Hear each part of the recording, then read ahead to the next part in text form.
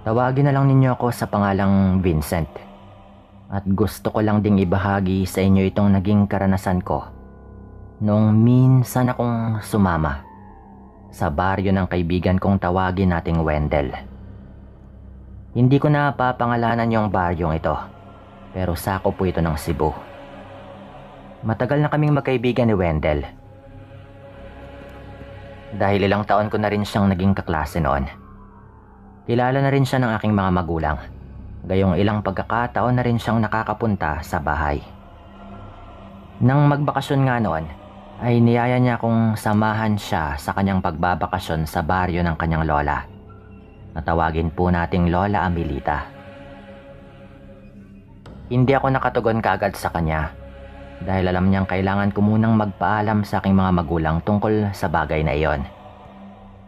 Nagulat pa nga ako nang sabihin niyang siya na lamang daw yung bahalang magpaalam sa aking mga magulang. Dahil alam niyang papayagan ako ng mga ito kung sakaling ang siya yung gagawa nun. Hindi naman ako tumanggi pa sapagkat gusto ko rin namang sumama sa kanya noon. Matagal ko na rin kasing gustong magbakasyon sa probinsya kaya hindi ko na palalampasin yung pagkakataong yon. Ipinagpaalam nga ako ni Wendell sa aking mga magulang. Hindi naman siya nabigo dahil pumayag nga yung mga ito na sumama ko sa probinsya ng kanyang lola. Tuwang-tuwa pa kami noon dahil yun nga yung unang pagkakataon na makakapagbakasyon kaming magkasama. Kahit isang linggo lang kasi yon. Alam naming sulit na rin yung pananatili sa probinsya ng kanyang lola Amelita. Nang dumating nga po yung araw na yon, kahit ilang oras yung naging pagbiyahe namin patungo sa probinsya ng kanyang lola, nakarating naman po kami roon ng ligtas. Hindi ko maitatangging nanibago nga ako noong nasa probinsya na po kami ni Lola Amelita.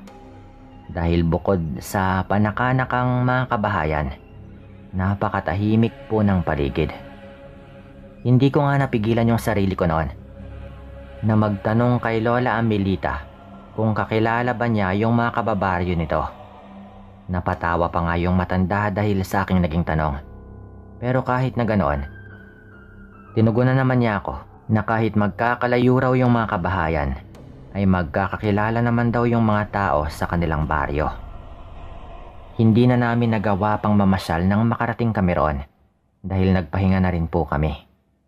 Isa pa, pinagsabihan kami ni Lola Amelita na mas mabuting wag na munang gumala ng araw na yon at baka may makatipo raw sa aming aswang.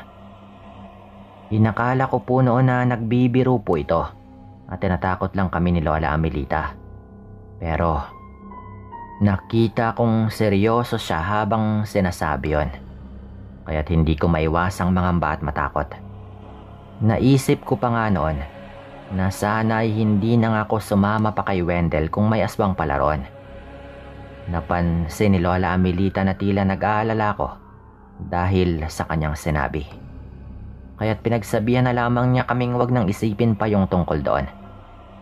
Ayon pa nga sa kanya, kahit na 3 lamang kaming magkasama sa bahay, hindi raw niya kami pababayaan ni Wendell. Pinaalalahanan lang po niya kami noon na maging mapagmatsyag sa aming paligid. Kapag may napansin kaming kakaiba ay huwag kaming magdadalawang isip na sabihin daw sa kanya. Dagdag pa nga nito, kung kilala raw namin ni Wendell yung isa't isa, wala kaming dapat na ipag-alala. Gayong maliit lang daw yung tsansa na malinlang kami ng aswang na yon. Magtatanong pa sana ako noon kung ano nga bang ibig ipabatid ni Lola Amelita sa sinabi niyang iyon. Pero dahil ayaw kong matakot, ay hindi ko na lamang ginawa. Naging maayos naman yung unang gabi namin ni Wendell sa kanyang bahay. Kahit na hindi kami gaanong nakatulog dahil siguro na mamahay rin kaming dalawa. Pero laking pasalamat namin, gayong wala kaming napansin o narinig na kakaiba sa aming paligid ng gabing yon. Nang mga sumunod na araw, naging komportable na rin ako sa baryong yon. Maging si Wendell ay ganoon din. Lalo na at wala pa naman kaming kakatwang karanasan doon. Tila nawala rin sa aming isipan noon ang sinabi ni Lola Amelita sa amin tungkol sa aswang. Nang mga sumunod na gabi rin kasi, Naging normal naman po yung lahat. Walang aswang na gumagala, hindi tulad ng naikwento ni Lola na nangyayari raw sa kanilang baryo bago nga kami dumating doon. Nagagawa pa nga naming tumambay noon ni Wendell sa may tapat ng bahay ni Lola Amelita, lalo na kung hindi pa kami nakakaramdam ng antok. Hindi kami pinipigilan nito na tumambay sa may labas ng kanyang bahay kahit na gabi na. Sinasabi lamang niyang huwag kaming magtagal sa labas. At pumasok rin kaagad kami kapag medyo tumagal na at baka kung ano pa raw yung mangyari sa amin doon. Kapag lumalalim naman yung gabi at nasa labas pa rin kami, ay pinaalalahanan naman po kami nito. Tanging pagtango lamang noon yung naitutugon namin sa kanya at ginagawa na lang namin yung mga sinasabi nito. Hanggang sa ika-4 na gabi namin doon, dahil hindi pa kami inaantok ay naisipan naming tumambay na muna sa may labas ng bahay. Nakaupo kami noon ni Wendell at nag-uusap tungkol sa araw. Naalis na rin kami sa lugar na iyon. Naiwan nga ako ng mga oras na iyon sa may labas ng bahay, habang si Wendell ay pumasok na nga sa loob. Napatingala na lang ako sa kalangitan noon, habang naghihintay sa pagbabalik ng kaibigan ko. Habang nasa ganong kalagayan, bigla akong nagulat noon nang makaramdam ako ng presensya sa aking tabi. Dali-dali akong napatingin sa aking gilid at nakita ko nga si Wendell na nakaupo na roon. Napakamot ako sa aking ulo dahil biglang bumilis yung tibok na aking puso dahil na rin sa pagkagulat. Nagtaka pa nga ako noon dahil nakabalik ito kaagad nang hindi ko man lang naririnig ang mga pagyabag niya habang naglalakad patungo sa aming tinatambayan. Hindi naman ako nag-iisip ng ibang bagay noon dahil inakala kong mabilis lang talaga yung naging galaw ng kaibigan ko. Kaya't nakabalik siya kaagad nang hindi ko man lang napapansin. Napaisip din ako noong baka dahil rin sa nawili ako sa pagtingala sa kalangitan, kaya't ganoon na lamang yung nangyari. Pero sa pagbalik ni Wendell sa aking tabi, napansin kong tahimik ito. Napatingin ako sa kanya noon, ngunit nakita kong nakatulala lang ito at animoy malalim yung iniisip. Napailing ako noon at tinanong siya kung may problema ba o may nangyari ba sa kanya habang nasa loob siya ng bahay. Naghintay ako ng ilang sandali na baka sagutin nga nito yung aking tanong. Ngunit lumipas lamang yung halos 1 minuto ay hindi pa rin ito nagsasalita. Labis akong nagtaka at nanibago sa kanya noon dahil kilala kong maingay nga yung aking kaibigan at kung may problema ito ay sinasabi kaagad nito sa akin yung tungkol sa kanyang mga iniisip o mga bumabagabag sa kanya. Wala na akong nagawa ng mga oras na yon kung hindi yung hayaan na lamang siya at muli na akong napatingala. Tahimik lang kami noon ngunit nararamdaman kong biglang napatayo yung kaibigan ko. Hindi na ako nag-abalang lingunin pa ito. Dahil sa isip ko, hahayaan ko na lang muna ito kung ayaw pa niyang magsalita. Muli na lang akong nagulat noong narinig kong bigla itong nagsalita na tila kakarating lang niya sa tabi ko. Kinilabutan ako nang hindi ko alam yung dahilan. At ilang sandali pa ay hindi pa ako nakapagsalita habang nanlalaki yung mga matang nakatingin sa kaibigan ko. Nakitaan ko naman ng pag-aalala takot si Wendell. Nang bigla itong magtanong kung ano nga bang nangyayari, hindi ako nakatugon kaagad noon dahil napapaisip ako na kung bagong dating lamang ito ay sino nga yung nakatabi at nakausap ko habang wala ito. Inulit pa ni Wendell noon ang kanyang naging tanong at hindi ko napigilan yung sarili ko na tumakbo papasok ng bahay ni Lola Amelita. Dali-dali ring sumunod sa akin si Wendell. Nakaramdam na rin kasi ito ng kakaibang takot dahil sa aking mga ikinilos. Noong nasa loob na nga kami ng bahay, doon ko na nga ikwinento kay Wendell kung ano nga bang dahilan kung bakit ako nagkaganoon. Matyaga naman siyang nakinig. Nang matapos akong magkuwento, halata yung takot sa mukha ni Wendell. Kinumpirma rin niyang hindi nga siya yon dahil ng mga sandaling nangyari ito ay kakarating lang daw niya sa kusina ng bahay ni Lola Amelita.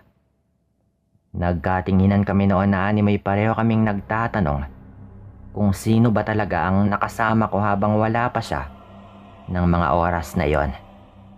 Pinanindigan din kami ng balahibo sa katawan nang maisip namin yung sabi ni Lola tungkol sa posibleng panlilin lang ng aswang. Natahimik kami ni Wendell ng mga ilang minuto bago nga kami nag-usap ulit kung sasabihin ba namin yung nangyari kay Lola Amelita o hindi.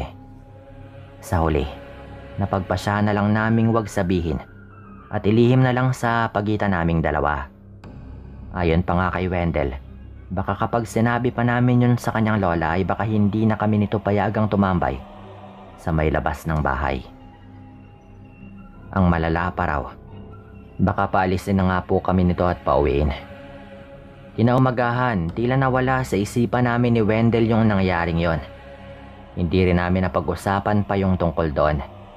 Dahil namasyal na nga kami at sinulit yung natitirang araw namin doon bago nga kami umuwi sa aming pagbabakasyon. Mabilis namang lumipas yung mga oras hanggang sa gumabi na rin. Tuluyang nawala sa isipan namin ni Wendell yung tungkol sa mga nangyari noong nakaraang gabi. Dahil sa pagod, nauna na rin itong nakatulog sa akin. Hindi ko alam noon ngunit kahit na nakakaramdaman ako ng pagod, hindi pa rin ako dinadalaw ng antok. Kaya't naisipan kong lumabas na muna ng bahay upang magpahangin. Noong nasa labas na nga po ako noon, naupo na lang ako roon at nagmatsyag sa paligid. Wala naman akong kakaibang naramdaman, kaya't inakala kong normal lang yung lahat noon. Makalipas nga yung ilang sandali, dinig kong may papalapit sa akin. Kaya't kaagad ko yung nilingon, yung pinagmumula ng mga pagyabag na iyon. Nakita ko naman si Wendell na patungo sa aking direksyon. Kaya't nangunot nga yung aking noo. Napatanong pa ako sa kanya kung bakit nga siya nagising. Ngunit hindi naman po ito sumagot.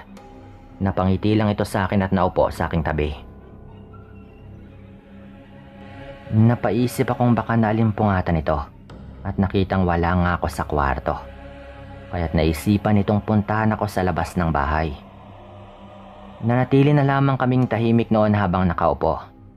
At makalipas yung mga 3 minuto, biglang tumayo si Wendell at walang imik na naglakad palayo.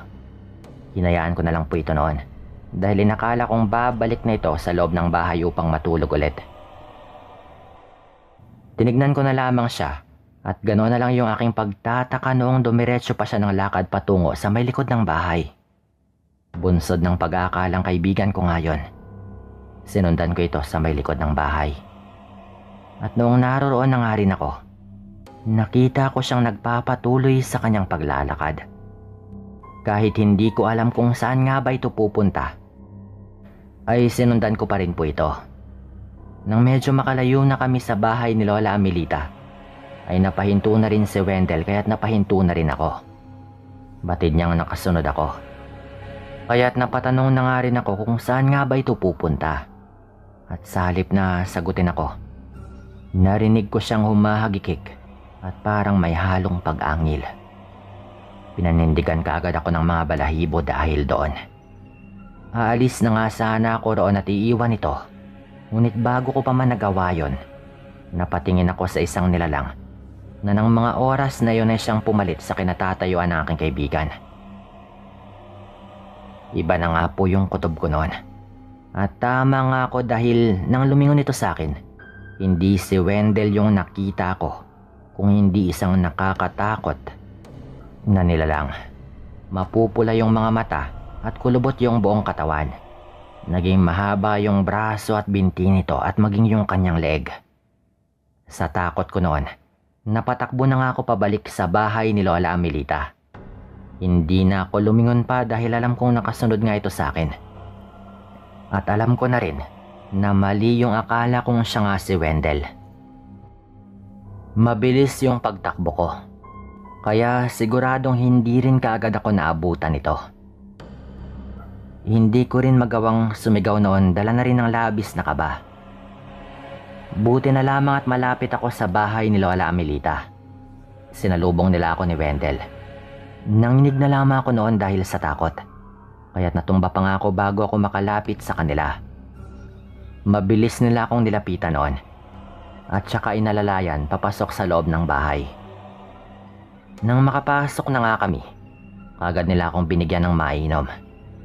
Pinapatahan na rin ako ni Wendell dahil napaiyak na nga po ako noon. Dala na rin siguro ng takot na bumabalot sa aking sistema. Dahil nga sa naranasan ko ng gabing yon. Nang may masmasa na nga po ako noon, ikwento ko sa kanila yung nangyari. Ayon naman kay Lola Amelita, mabuti na lamang daw at nagising siya. At dahil doon ay naisipan niyang tignan kami ni Wendell sa aming kwarto. Nang mapansin niyang wala ako, ay ginising niya si Wendell upang tanungin kung saan nga ba ako nagpunta. Wala namang naisagot yung kaibigan ko, kaya't kinutuban si Lola Amelita na nasa labas ako ng bahay. Sa kadahilanang yon, mabilis daw silang lumabas ng bahay upang hanapin ako. Kinabahan din ito na baka kung ano nga yung mangyari sa akin doon. At tama nga siyang nasa kapahamakan ako. Mabuti na lamang at nakita kagad nila ako dahil kung hindi, marahil na biktima na nga ako ng aswang na iyon. Ayon pa kay Lola Amelita, nahulog daw ako sa patibong nitong panlilinlang. Kaya't nangyari yun sa akin. Dagdag pa niya, ginamit ng aswang yung katauhan ng kaibigan ko para mabiktima ako. Laking pasalamat ko na lamang noon dahil hindi nga natuloy yung plano ng aswang sa akin. Hindi na rin po namin nailihim ni Wendell at ikwinento na nga sa kanya yung unang pagkakataon na meron akong naranasan. Pinagsabihan pa nga ako ni Lola Amelita na sana'y sinabi namin kaagad sa kanya para hindi na nga naulit pa yung pangyayaring yon. Dahil nga sa mga nangyari, napaaga po yung pag-uwi namin noon. Nagpasalamat na lang po kami kay Lola Amelita at sigurado na po ako noon sa sarili ko na kahit meron pa ulit na pagkakataon ay hinding-hindi na ako babalik sa lugar na iyon. Dito ko na rin po tatapusin yung kwentong ito. Hindi man tulad ng iba na talagang malagim, pero totoo po yung lahat ng mga nangyari. Paalam.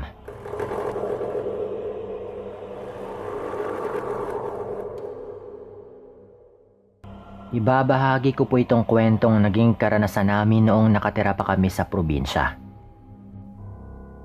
Kung hindi ako nagkakamali, ay nasa kalagitnaan nito ng 1980 hanggang 1990. Siya nga pala, tawagin na lang ninyo ako sa pangalang Dino. Nakatira kami sa probinsya ng Aklan. Hindi ko lang babanggitin kung saang lugar talaga ito. Pero, masasabi ko po, na hindi ko malilimutang karanasan dati yung kwentong ito na magpasa hanggang ngayon ay naging rason kung bakit pihikan po ako sa aking kinakain. Sa aming nayo noon ay magkakakilala ang mga tao. Palibhasa, lahat yata ng mga nakatira sa aming baryo ay magkakamag-anak. Dahil dito, madalas ay nagtutulungan at nagbibigayan ng mga bagay-bagay. Nasanay na rin kami na kung may ulam kami, nag-aabot po kami sa aming mga kapitbahay. At paniguradong kapag umuwi na rin kami sa bahay ay may dadalhin din kaming ulam. Isang araw, nagulat na lang kami na may nagpapatayo pala ng bahay sa may tapat ng aming tirahan.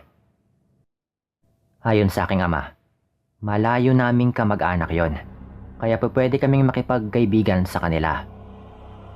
Tinanong naman kaagad ni nanay kung saan nga ba nagmula yung pamilyang yon, at nang sabihin ng tatay ko ay natahimik na lamang po ito. Napatingin na lang ako noon sa kanilang dalawa at pinakiramdaman ko kung sino nga ba yung mauunang magsalita. Ngunit hindi noon nagsalita si nanay at minabuti niyang lumapit sa may bintana at saka dumungaw roon. Pagkadungaw nito, nakita nga niya na abala ang mga tao sa kabila habang gumagawa ng bahay. Dahil hindi naman madalas na naroroon yung pamilyang yon, ay hindi pa namin sila nakilala noon. Minsan lang kasi sa isang linggo sila kung matulog sa kanilang bahay na pinagawa. Wala naman kaming nararamdamang kakaiba sa kanila nung una. Ngunit habang tumatagal, ay parang mas nakikilala namin yung aming kapitbahay. Lalo na nga nang doon na sila pumirme sa aming baryo. Isang araw po noon, dahil kaarawan ng nakababata kong kapatid, nagluto yung nanay ko ng pansit. Nang magawa na nga niya itong lutuin, inutusan niya akong bigyan nun yung aming kapitbahay. Hindi naman ako nakatanggi sa aking ina. At agarang dinala sa kapitbahay yung pinapabigay nitong pansit. Noong nasa tapat na nga ako ng kanilang bahay, agad nga akong tumawag. Habang naghihintay noon ng lalabas mula roon sa loob. Nagpapalinga-linga ako sa paligid. Napansin ko noon yung mga bakas ng dugo sa kanilang bintana. Kaya't ipinako ko nga yung aking paningin doon. Nasakto naman na lumabas yung isang ale na may bahay at tinanong kung ano nga ba yung aking sadya. Hindi na ako nagpatumpik-tumpik pa at ibinigay na nga sa kanya yung platong merong lamang pansit. Nagpasalamat naman po ito noon at sinabihan niya akong hintayin ko na lang daw yung pinggan dahil hugasan lang muna niya ito. Tumango naman po ako noon at sinundan ko lamang siya ng tingin habang pumasok na siya sa kanilang bahay.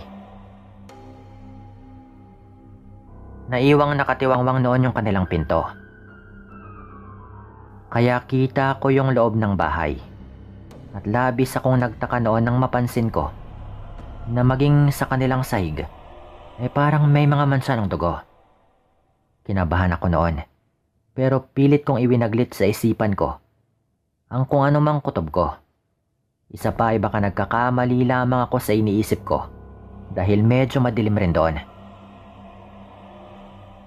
Pagkabalik ng ale, napansin niya siguro na nakatitig ako sa kanilang sahig kung saan nga naroroon yung parang mga mansa ng dugo. Dahil doon, pasimple niyang tinakpan yun ng basahan. Pagkatapos niyang gawin yon, ay binigay na nga nito sa akin yung pinggan namin tsaka nagpasalamat ulit. Noon din ay umuwi din ako sa aming bahay. Ngunit hindi nawaglit sa aking isipan ang nakita ko sa aming kapitbahay. Pero dahil ayaw kong pagalitan ako ng aking mga magulang, itinikom ko na lamang yung aking bibig. Dumaan pa nga yung mga araw noon. At napapadalas yung pagbibigay ni nanay ng pagkain sa kapitbahay naming yon. Siya nga pala, nalaman namin na Elang po yung pangalan ng ale. Kaya sinabihan kami ni nanay na tawagin siyang Tita Elang. Bilang respeto na rin po dito, ang labis naming ipinagtataka noon ay kung bakit parang wala sa tradisyon ni na Tita Elang na magbigay ng pagkain sa kanilang kapitbahay. Hindi na lang yun pinansin pa ni nanay at hindi na nga ginawa pang issue. Para nga kasi sa kanila ay mainam yung magbigay kaysa nga tumanggap lang ng tumanggap. Isang pagkakataon po noon, nangamba si nanay at tatay dahil bali-balitang magkakasunod raw yung pagkamatay ng mga alagang hayop sa kabilang baryo. Wala raw pinipili yung nang bibiktima at tanging kinukuha raw sa mga hayop na iyon ay yung mga lamang loob. Malakas yung kutob ni nanay na aswang nga yung may gawa nun. Kaya't minabuti nga nila na ikulong na lamang sa may silong ng aming bahay yung aming mga alagang manok.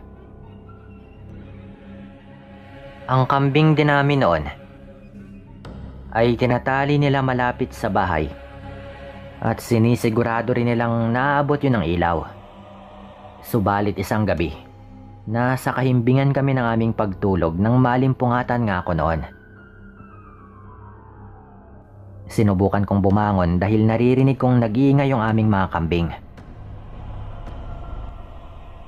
Isang bagay lang yung nasa isipan ko noon, na merong aswang sa paligid. Nais ko noong gisingin yung tatay ko. Pero nang marinig ko yung mga kaluskos sa may labas ng bahay, ay nagmadali na akong lumapit sa may dingding para silipin yon sa siwang. Wala akong nakita. Pero nang akmang aalis na nga sana ako sa may tapat ng dingding, may napansin akong anino roon na malapit sa kambing namin. Parang taong nakayuko at pilit na nagkukubli. Sa kadahilanang yon, tinawag ko nga yung aking ama habang nananatiling nakasilip pa rin ako sa may siwang.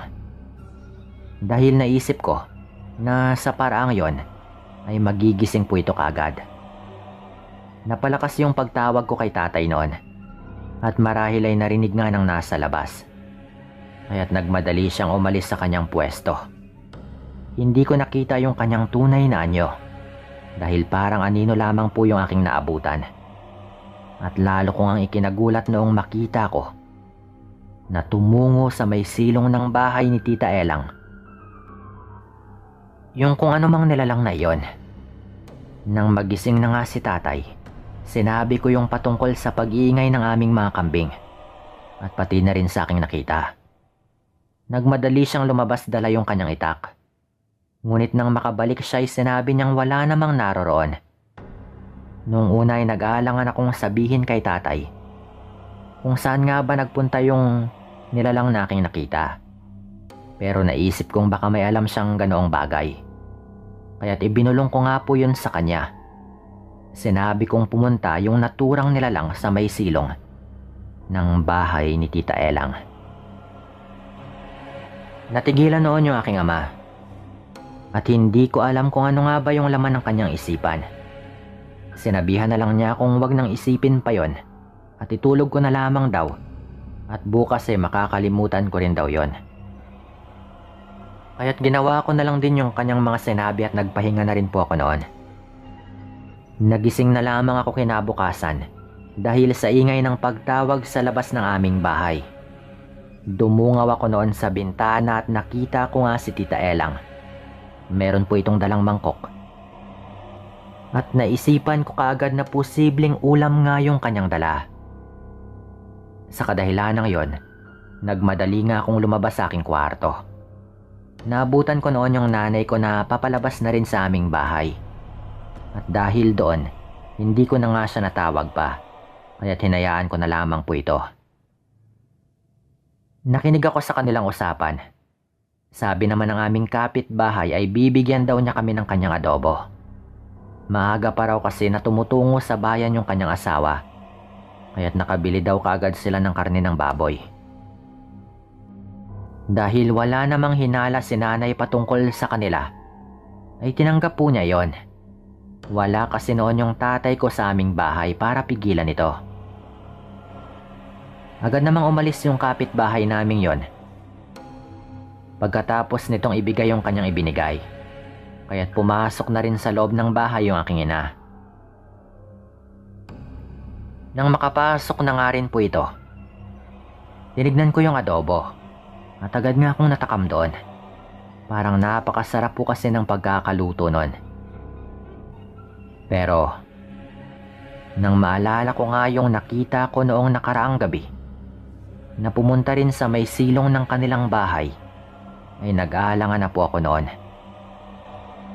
Ayon pa sa nanay ko, ulamin sana namin yon sa agahan. Ngunit pinigilan ko po ito at pabulong akong nagwika. Sinabi ko yung nakita ko noong nakaraang gabi. Ngunit sa halip na paniwalaan, ay pinagalitan pa ako ng nanay ko. Sinabi niya sa akin na wag daw akong gagawa ng kwento na ikakasira ng ibang mga tao, lalo ng araw ng kapitbahay. Medyo may kalakasan po yung boses ng nanay ko noon. Sa kabutihang palad naman, ay paparating na rin si tatay sa aming bahay at narinig po niya iyon.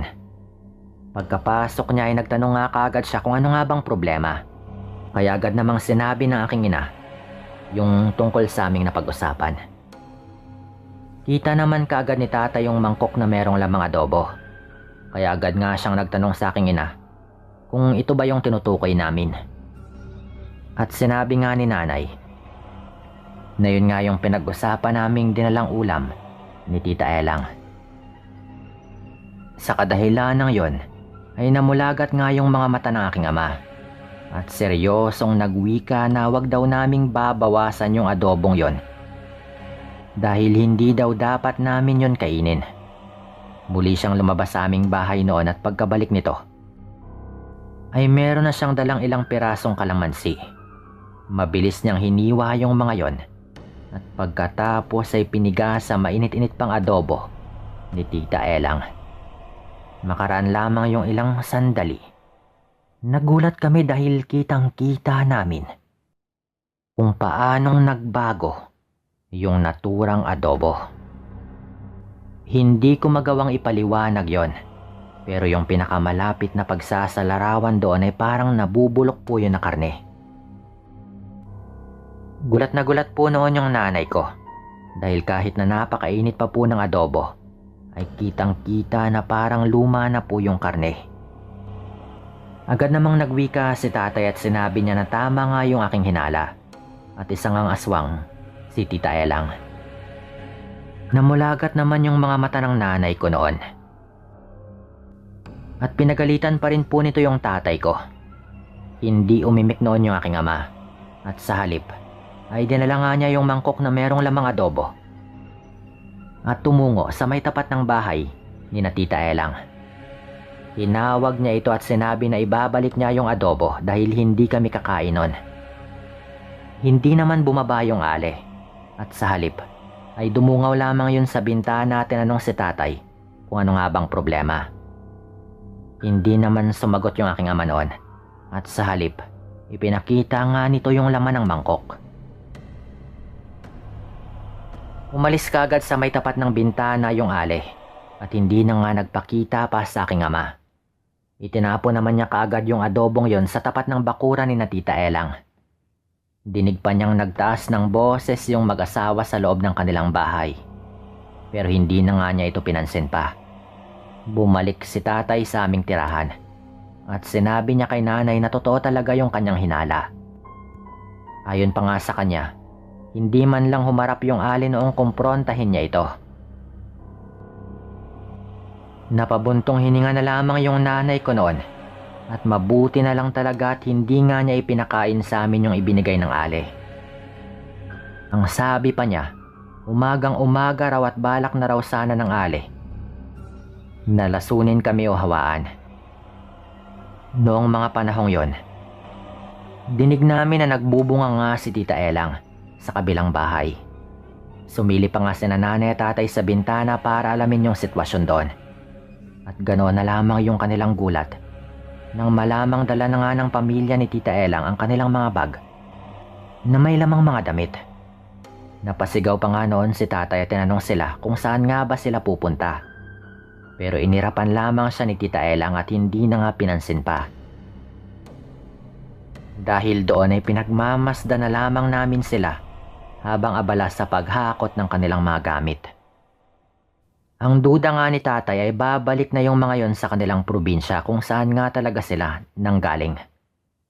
Dahil doon kahit papano ay natuwa naman kami at nakampante sapagkat wala ng piligrong malapit sa amin. Umalis na nga sila noon at hindi namin alam kung babalik pa ba yung mga ito. Pero tumagal na lang po ng tumagal at wala na pong bumalik. Magmula ng araw na yon, wala na ring mga bali-balita pa patungkol sa mga hayop na natatagpo ang patay at wala ng mga lamang loob. Dahil doon ay lalong lumakas yung aming duda na si Tita Elang nga yung may gawa ng misteryosong pagkamatay ng mga hayop at ilang mga tao rin sa aming lugar. Mabuti na nga lang at hindi namin kinain yung ibinigay nito. Dahil kung nagkamali kami, malamang ay nakakain na sana kami ng karne ng tao at baka nahawaan na. Mabuti na nga lang at naging alerto rin po yung tatay ko noon kaya hindi namin yung nagawang kainin. Magmula po noon ay wala nang naging balita sa pamilyang yon. Kahit kasi malayong kamag-anak namin yung mga yon, ay hindi rin naman nagtagal yung pakikipagsalamuhan namin sa kanila. Matagal na rin pong nawasak yung kanilang bahay at hindi na rin po namin nakita pang muli ang mga taong yon. Dito ko na rin po tatapusin yung kwentong ito. At maraming salamat po sa inyong lahat na mga nakinig dito. Paalam.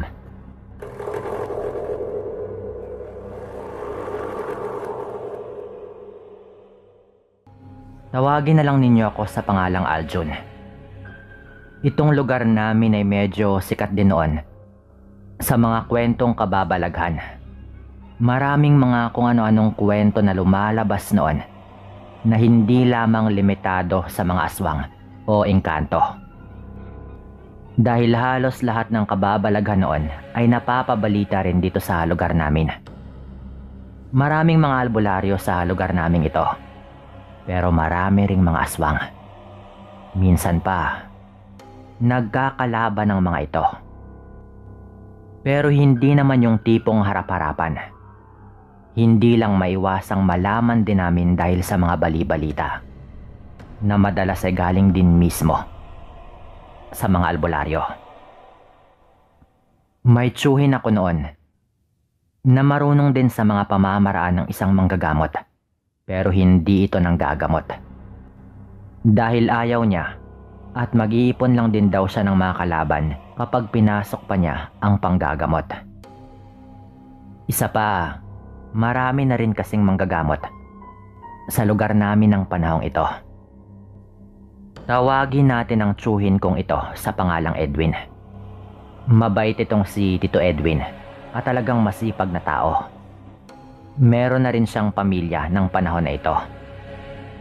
Dahilan din siguro para umiwas na siya sa mga bagay-bagay na may kinalaman sa mga ganitong kababalaghan.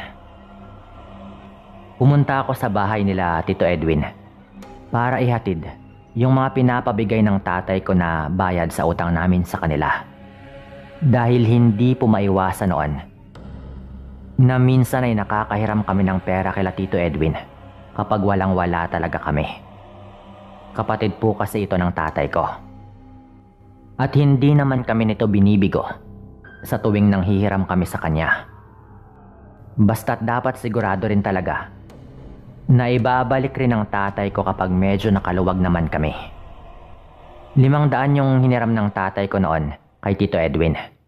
Napakalaki na po nun noong araw. Kaya ako nga yung inutusan niyang ihatid yon. Hapon na po yon nung pumunta ako.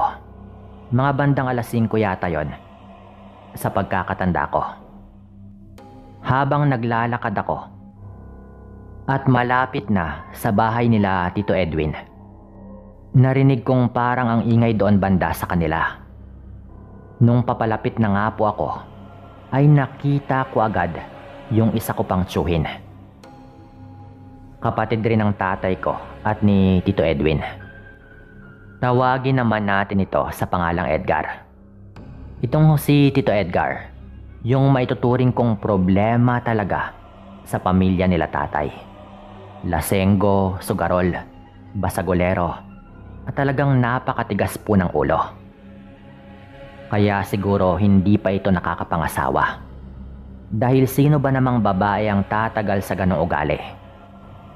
Bukod pa sa katotohanan na medyo iba rin talaga yung kanyang itsura dahil nga sa mga peklat sa kanyang mukha na nakuha nito nung minsang may nakaaway siya na merong dalang kutsilyo. Buti nga at hindi pa natuluyan itong si Tito Edgar dahil siguro masamang damo rin talaga. Sigaw ito ng sigaw doon sa harap ng bahay nila Tito Edwin. Kung ano-ano yung kanyang mga sinasabi. Wag daw siyang pakialaman ni Tito Edwin kung gusto niyang makipag-inuman sa kanyang barkada. Hindi na rin sumagot sa kanya si Tito Edwin. Kaya umalis din po itong si Tito Edgar. Ngumiti pa muna ito sa akin at tinapik-tapik niya ako sa balikat ko nung nagkasalubong nga kami. Habang papasok ako sa bakuran nila Tito at palabas naman po ito. Hindi na ako nagsalita pa ng kung ano noon at baka tumigil pa ito at humaba na naman ang usapan. Ganon po kasi itong si Tito Edgar. Sobrang daldal kapag nalalasing. Pagkaalis nga po nito, ay tinanong ko si Tito Edwin. Tito, ano ba yon? Pinagsabihan mo ba? Tanong ko pa noon. Alam mo naman ako, hindi ako makikialam dyan sa tsuhin mo kung walang sapat na dahilan. Sinabi ko lang naman na wag na muna siyang makipag-inuman doon sa isang barkada niya. Yung si Dindo. Delikado kasi yung isang yon eh. Sa kanyang kaiinom kasama yung taong yon, baka mabigla na lang siya isang araw at baka mahawaan na rin siya. Wika pa ng tito ko noon. Mahawaan? Bakit po tito? May sakit po ba yung si Mang Dindo? Tanong ko pa dahil akala ko talaga ay merong sakit. Tulad ng sakit sa atay na maaring nakakahawa. Lalo at iisang baso lang din yung kanilang ginagamit kapag nag-iinuman sila. Hindi. Mas malala pa. Pagkaaswang. Mahawa sa pagkaaswang. Paglilinaw pa ng Tito Edwin ko. Nabigla ako syempre. Hindi ko akalain na may ganong kwento pala tungkol doon kay Mang Dindo. Totoo po ba yan, Tito? Paano naman po ninyo nasabi? Tanong ko naman noon. At ang sabi ng tito ko, ay normal lang daw na malaman niya, lalo at may alam din daw siya sa pagiging manggagamot. Talagang mapapansin daw niya kapag nakakasalamuha niya, lalo kapag suot din daw niya ang kanyang proteksyon. Ang sabi pa nga ng tito ko noon, nagkakasakit daw yung anak ng kanyang kumpare at nagkataong nandun daw siya sa bahay nito. Kaya alangan naman daw na hindi pa niya subukang tignan at gamutin. Nung ginawa nga raw niya ay meron daw siyang nadiskubre. At yung bahay daw nitong kumpare niyang sinasabi ay sa tabi lang din daw ng bahay ni Mang Dindo. Yung kanyang sinasabing nadiskubre niya ay nung ginamot na raw niya yung bata, talagang kumpirmado daw. Si Mang Dindo daw talaga ang nangangaswang sa bata. Medyo malusog po kasi yung bata na talagang hindi ka magtataka kung punteryahin yon ng aswang. Kaya gano'n na lang yung pag-aalala ni Tito na baka sa kakasama raw ni Tito Edgar sa inuman doon kay Mang Dindo ay mahawaan na rin daw ito. Ayon pa kay Tito Edwin, yang pagpapahawa daw hindi naman daw porket na may laway na. Halimbawa, yung baso na ginamit ay mahahawaan ka na agad. Sinasadya daw kasi yan ng mga aswang. Kahit pa daw halikan mo yung aswang, hindi ka naman daw mahahawaan. Maliban na lang kung talagang sadyain ito na pahawaan ka. Pinapadaan nila sa laway. Minsan naman daw sa hangin. At minsan pa sa tenga. Merong mga ganong sinabi yung Tito Edwin ko noon eh. Ayon pa dito, bahala na raw si Tito Edgar kung ayaw nitong maniwala. Yung kumpare nga raw niya, talagang gusto na nga raw sanang sukubin si Mang Dindo nung malaman nito na siya yung nangangaswang sa kanyang anak. Pero pinigilan daw siya ni Tito dahil maglilikha lang din daw yon ng karagdagang gulo. Medyo kinilabutan po ako noon sa mga nalaman ko mula kay Tito Edwin. Kaya binigay ko na nga rin sa kanya yung pinapabigay ng tatay ko. At pagka-uwi ko sa bahay, sinabihan ko yung tatay ko tungkol sa napag-usapan namin. Binalaan ko rin yung tatay ko na umiwas na rin kay Mang Dindo. Umiinom rin po kasi noon yung tatay ko eh. Nung mga sumunod po na araw pagkatapos nun, madalas ko pa rin nakikitang magkasama si Tito Edgar at Mang Dindo. Minsan pa nga, nadadaanan ko silang dalawa sa may tindahan na talagang sila lang dalawa yung nagiinuman. Sabi ko noon, bahala na yung tsuhin ko kung ayaw niyang maniwala. Hanggang sa nagsimulang merong nangyari pagkalipas ng mga ilan pang buwan. Nalaman namin na ilang araw na raw palang hindi nakakapagtrabaho si Tito Edgar dahil daw sa pananakit ng kanyang tiyan. Pumunta naman daw ito sa klinik at may mga ibinigay namang gamot, pero wala rin daw talagang nangyayari. Hindi raw nawawala. Nung mabalitaan ko po yon, pumunta ako agad kay Tito Edwin para sabihan ito. Naisip ko rin agad na baka yun na nga yung simula. Siyempre kahit ganun pa katigas yung ulo ni Tito Edgar, talagang mag-aalala ka pa rin eh. Pagdating ko po doon kila Tito Edwin, nalaman ko na alam na rin pala niya ang tungkol doon. Sabi nito, bahala na daw si Tito Edgar dahil napakatigas naman din daw ng kanyang ulo. Ngunit habang nag-uusap po kami noon, bigla pong dumating si Tito Edgar. Napansin kong medyo hindi diretso yung kanyang paglalakad habang hawak-hawak yung kanyang tiyan. At hindi pa man siya nakakapasok sa bakod, tinatawag na po nito si Tito Edwin. Nung nandun na po ito sa pinto, ay hindi siya agad pinagbuksan. Pero nagmamakaawa po ito na baka pwede daw na tignan ni Tito Edwin ang kanyang lagay. At baka totoo nga raw talaga na nahawaan na raw siya. Kakaiba na raw kasi yung kanyang nararamdaman. Namimilipit siya ng malala ng medyo matagal. Habang hinihilot-hilot ni Tito Edwin ang kanyang tiyan at meron itong mga binibigkas ng pabulong. Ang sabi ni Tito Edwin, mabilis ang paraan daw yon. Sa pilitan at agad-agad na palalabasin yung pagkaaswang sa katawan habang hindi pa nakakain ng hayop. Si Tito Edgar, kasalanan din daw kasi niya dahil sa katigasan nga ng kanyang ulo. Kaya dapat daw niyang tiisin yon. Walang magawa noon yung tsuhin ko kundi mamilipit sa sakit habang sumisigaw. Tumagal po talaga yon ng mga ilang minuto.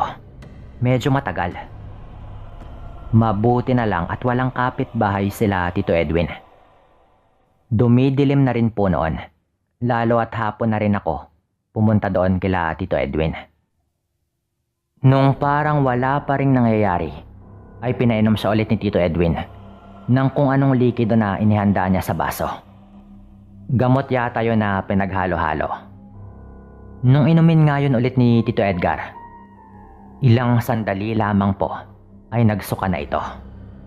Hinding-hindi ko makakalimutan na merong naisuka yung tsuhin ko na medyo maitim na bagay na maliit lang pero gumagalaw-galaw. Parang uod na talagang gumagalaw po. Parang pareho din sa ibang mga kwentong narinig ko dito, kaya talagang naniniwala po ako doon dahil nasaksihan ko nga mismo. Nung makita yun ni Tito Edwin, nagmadali siyang merong kinuhang bote na merong lamang parang langis at binuhos po niya iyon agad doon sa gumagalaw-galaw na sinuka ni Tito Edgar.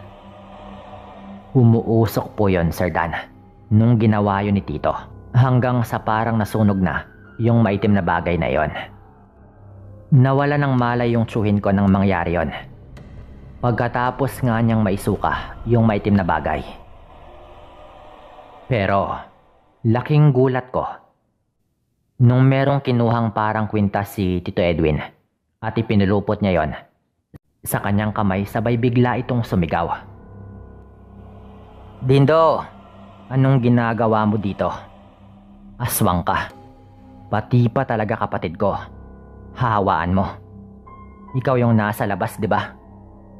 Sigaw pa nga ng tito ko. Kaya napatingin po ako noon sa may bintana. Tulad ng sabi ko, madilim na rin po noon. At nung tumingin ako sa bintana, nakita ko talaga ang nakakakilabot na nilalang. Nakasilip sa may bintana. Ngunit nung nagsimulang magbigkas si Tito ng kakaibang mga salita, nakita ko rin talaga mismo na yung nilalang sa bintana ay bigla na lang tumakbo palis. Nahalatang natakot. Pagkagising nga ni Tito Edgar, gulat na gulat ito na hindi na raw sumasakit yung kanyang tiyan. Naniwala na rin po ito tungkol kay Mang Dindo. Binalaan siya ni Tito Edwin na wag nang lilikha pa ng gulo. Basta't iwasan na raw niya si Mang Dindo. Pero kinabukasan, pinaghahamon ni Tito Edgar si Mang Dindo. Pinagmumura niya sa bahay mismo nito dahil nga sa kanyang ginawa. Pinipigilan daw ng kanyang pamilya na lumabas si Mang Dindo ng kanilang bahay. Pero maraming nakakita na nakakatakot na raw yung itsura nito habang sumisilip siya sa kanilang bintana at pinipigilan siya ng kanyang pamilya. Kaya doon na nga medyo nagkagulo lalo nung may iba na ring nakakita. Kaya inawat na nga rin ng mga tanod yung tsuhin ko at pinauwi. Pati na rin yung ibang mga taong nakikiosyoso. Simula po noon, medyo kumalat na rin yung tungkol kay Mang Dindo. Dahilan para sumama na ito sa kanyang anak sa Mindanao, ilang linggo lang pagkatapos ng mga nangyari. Umiwas na nga talaga ito. Mag-ingat po tayo sa mga kainuman natin o mga kaibigan kung ayaw nating magaya sa tsuhin ko. Mabuti na lang at nagamot nga rin ito agad. Hanggang dito na lang din po ito at maraming salamat.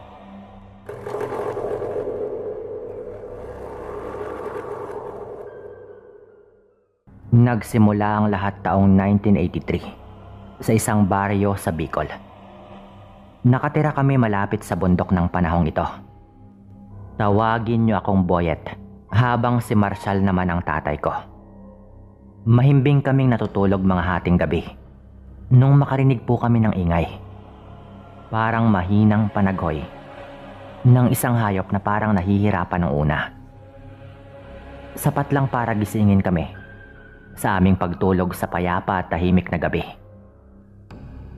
Kami lang ni tatay yung magkasama sa bahay noon dahil hiwalay na yung mga magulang ko. Narinig kong nagising din yung tatay ko dahil nagsasalita ito na parang nagtataka rin kung ano nga ba ang aming naririnig. Maya-maya pa, yung mahinang panaghoy ay lumakas at unti-unting naging klaro sa amin ang lahat.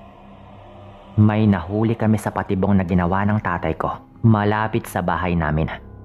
Dahil nung lumakas na nga yung tunog, ay doon talaga yun ang gagaling. Napabangon ako agad nung marinig kong bumangon na rin yung tatay ko sa kanyang kwarto.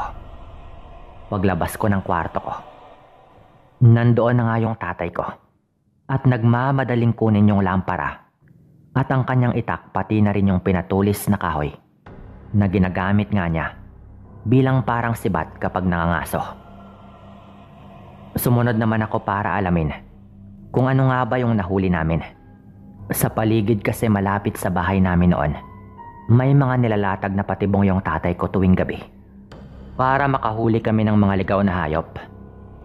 Dahil wala namang taong napapadpa doon kapag gabi, kaya okay lang din at hindi naman sa mga daanan nilalagay ni tatay ang mga yon para walang taong madali. Ako yung pinahawak ng lampara ni tatay noon.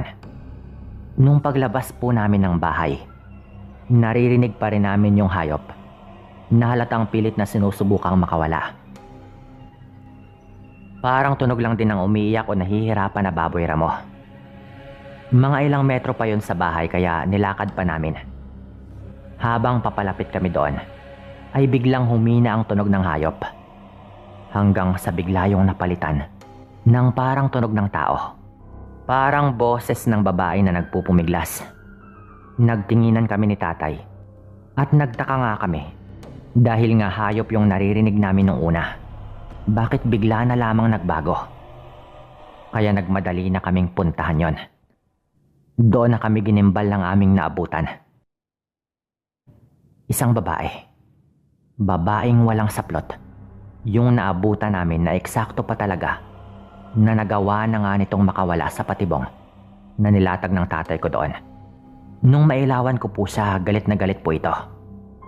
Yung itsura nito, talagang parang mabagsik. At meron po itong may kahabaan talagang buhok. Sumigaw po ito na ikinagulat po namin bago yun tumakbo. Natigilan ako saglit nung ginamitan yun ni tatay. ng kanyang pinatulis na kahoy. Sinibat po niya yung babae at tinamaan nga po yun ng bahagya sa kanyang kanang braso. Pero hindi nagawang patamaan ng malubha ni tatay dahil mabilis nga itong tumakbo. Nakita ko lang na hinawakan niya saglit ang kanyang braso na bahagya ngang tinamaan at lumingon pa ito saglit sa aming direksyon bago tumakbo ng mabilis papasok doon sa masukal na parte. Pero para po sa akin, tao pa rin talaga yung turing ko doon. Hindi ko man lang inisip na baka iba na pala. Bakit mo ginawa yun, Tay? Nakita mo namang tao yun. Isa yung babae. Hindi yun hayop. Sabi ko po noon dahil nagulat ako sa ginawa ng tatay ko. Kung ordinaryong tao yun, hindi niya magagawang makawala sa patibong na ito ng ganon kabilis. At hindi mo ba malinaw na nakita yung itsura? Nanlilisik yung mga mata nun. At may mga mahabang pangil. Huwag kang magpadala sa awa, anak. At baka ikamatay mo yan. Sabi ng tatay ko sa akin noon. Doon na nga ako medyo natauhan. Dahil tama naman siya. Yung itsura ng babae nakakatakot rin talaga. At sino ba namang tao yung mapapadpad doon na wala pang suot na kahit ano? Sa hinala namin ng tatay ko, aswang yon. Nag-anyong hayop lamang, kaso hindi naman niya akalain na merong mga patibong para sa hayop sa parte na iyon ng gubat.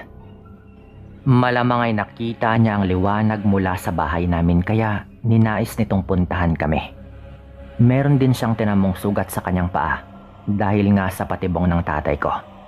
Nakita ko yun nung inilawan ko siya. Dapat nga hindi na yun makapaglakad ng maayos pero nagawa pa nung tumakbo. Kung ano nga ba yun, alam namin ng tatay ko na ginalit namin ang nilalang na iyon. Hindi kami nagpadalos-dalos na habulin agad yun dahil magulo pa sa amin ang lahat nung una. At medyo nagpanik rin talaga kami. Akala lang namin hayop lang Nung medyo kumalma na nga, naisip namin ng tatay ko na bumalik muna ng mabilisan sa bahay namin para kumuha pa ng isa pang itak para sa akin. Pagkatapos po nun, naglakas loob kaming libutin ng gubat at baka meron kaming makita na mga bakas o kung ano pang magpapaliwanag sa amin kung ano nga ba ang aming naengkwentro.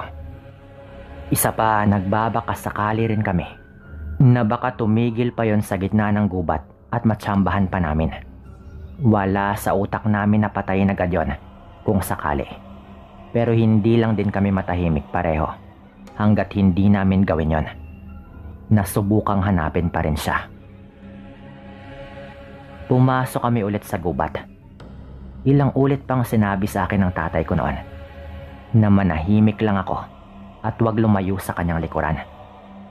Kung sakali daw na may hindi inaasahang mangyari, tumakbo na lang daw ako. Malakas rin kasi ang aming hinala na baka yung aswang na iyon ang siyang may gawa sa pagkawala ng ilan naming alagang hayop tulad ng baka na tinatali lang nga namin mga ilang metro mula sa bahay namin. Wala naman kasing kumukuha doon sa matagal na panahon. Iniiwan lang namin yun doon. Pero nitong mga nakaraan, meron kaming nawalang baka. Kaya nagduda kami na baka yun din yung may kagagawan. Lalo at may mga nakapagsabi sa amin na may nakita daw na nabubulok na laman ng baka na wala nang ang lamang loob sa may ilog. Nilibing na lang daw nila kaya hindi na namin sinubukan pang tignan pa. Pumasok kaming dalawa ni tatay sa gubat. Ang sabi sa akin ng tatay ko noon, magmatsyag lang daw kami ng maigi at baka yung hinahanap naming nilalang ay hindi pa talaga nakakaalis ng gubat. Napakatahimik sa loob. May dala kaming maliit lang na solo na yung tipong sapat lang para ilawan ang nasa malapit pero hindi naman makakatawag ng sobra ng pansin. Lalo at alam namin na kung nandun man yung hinahanap namin ay matalas rin masyado ang kanyang pakiramdam. Baka agad nga itong tumakas o makapaghanda agad para kami yung salakayin. lalo at sa ikinikilos po nito nung nahuli siya ng patibong. Halatang galit na galit rin talaga ito. Patuloy kami sa paglalakad nung bigla akong pinatigil ni tatay at kinuha niya sa akin ang sulo. Napaupo ito sandali at inilawan ang damuhan malapit sa kinatatayuan namin. Doon ko na nga napansin na may bahid ng dugo yung mga damuhan na halatang bago pa lang. Kinabahan ako agad noon. Hindi pa siya nakakaalis dito. Mukhang marami siyang mga sugat. Hindi natin alam at baka may mga sugat na pala yon sa kanyang katawan bago pa siya mahuli sa patibong. Sa dami ng dugo dito, mukhang may malubha talaga itong sugat. Sabi ng tatay ko noon, "Tay, umuwi na lang kaya tayo? Bumalik na tayo." Wala na akong pakialam kung tao lang ba yun o aswang. Ayoko ng ganitong pakiramdam. Sabi ko naman noon dahil normal lang naman sigurong kabahan ako bigla, lalo at alanganin pa yung edad ko ng mga panahong ito.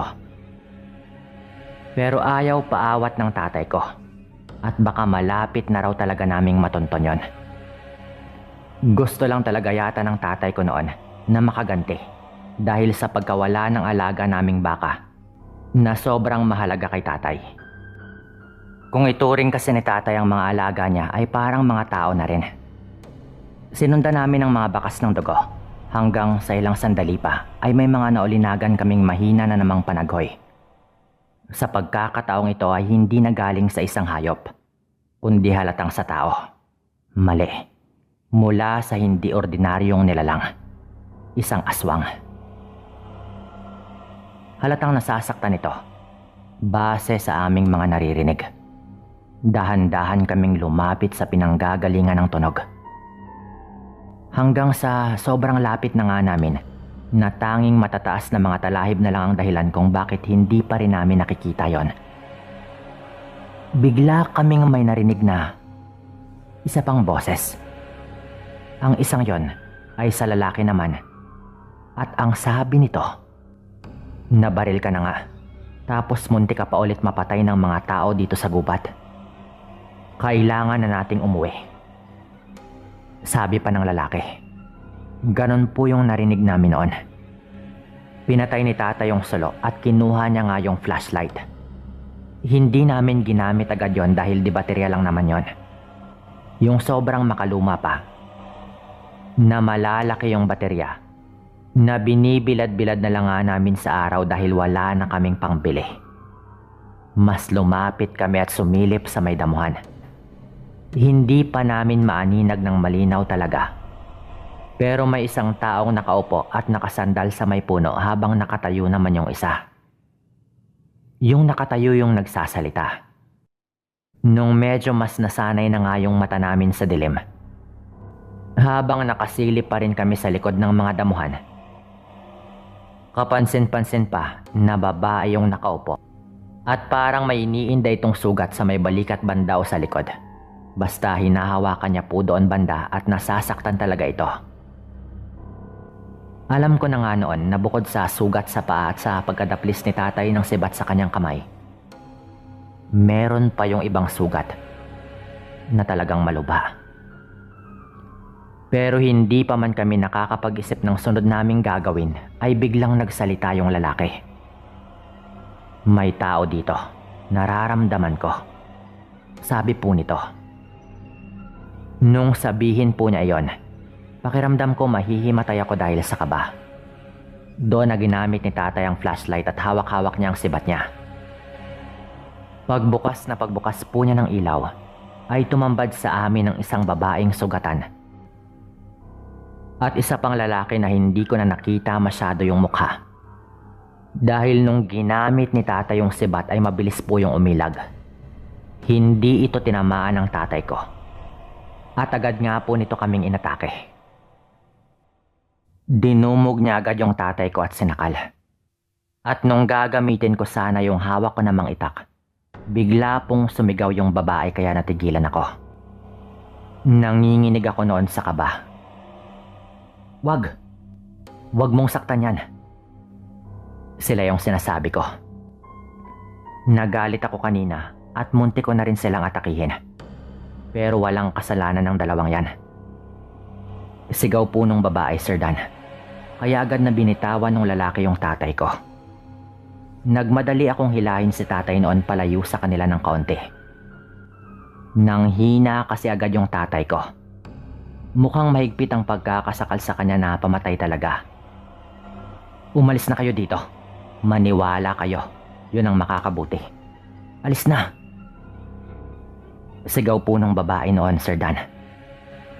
Kaya kahit nanginginig ay hindi na ako nagdalawang isip pa. Inalalayan ko yung tatay ko at umalis na nga kami. Habang paalis ay narinig ko pa na may parang tumakbo na palayo. Silang dalawa yon. Sigurado akong parehong aswang yung dalawa na iyon. Ang hindi ko lang alam ay kung masama ba o mabuti.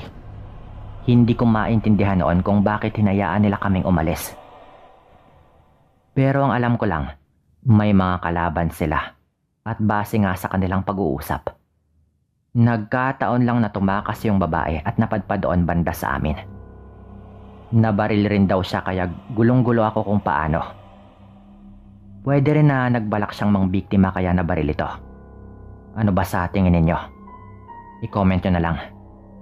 Hindi ko na po alam ang iisipin tungkol dito pero ang mahalaga, nakaligtas kami. Wala kaming pinagsabihan nito pero dahil lang tagal na, naisip ko na ring ibahagi dito. Sana nagustuhan po ninyo ang kwento at maraming salamat po. Lalong-lalo na po sa inyo, Sir Dan.